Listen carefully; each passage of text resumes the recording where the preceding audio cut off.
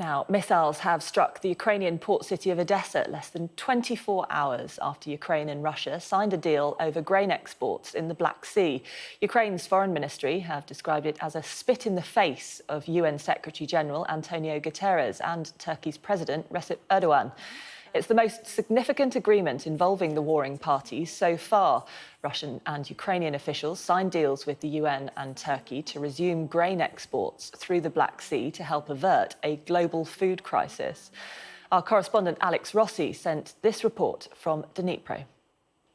What we understand is a number of cruise missiles were fired from the Black Sea. Some of them were intercepted by missile defense systems, others did land.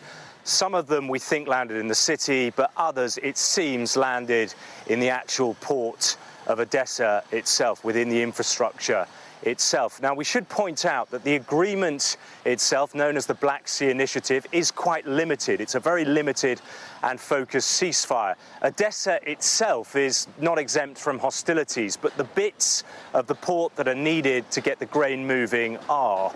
So what this means exactly, we don't know, but certainly I think many people are quite rightly seeing this as extremely cynical by the Russians and an act of really bad faith. Now, we have had some comments from the Ministry of Foreign Affairs here in Ukraine. I'll just read some of it to you now. It took less than 24 hours for the Russian Federation to launch a missile attack on the port of Odesa to question the agreements and promises it made to the UN and Turkey in the documents signed yesterday in Istanbul. The Russian missile is Vladimir Putin's spit in the face of UN Secretary-General Antonio Guterres and the Turkish president, who made enormous efforts to reach an agreement and to whom Ukraine is grateful.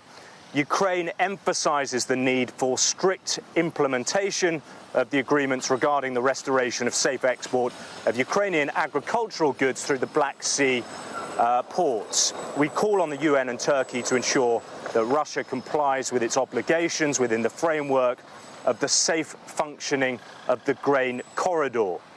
In case of non-fulfillment of the agreements reached, Russia will bear full responsibility for the deepening of the global food crisis. So, listening to that, it would sound that the agreement is still alive. Whether or not there's still going to be further mediation, nobody knows. Now, Antonio Guterres described it as a beacon of hope, he said, on the Black Sea.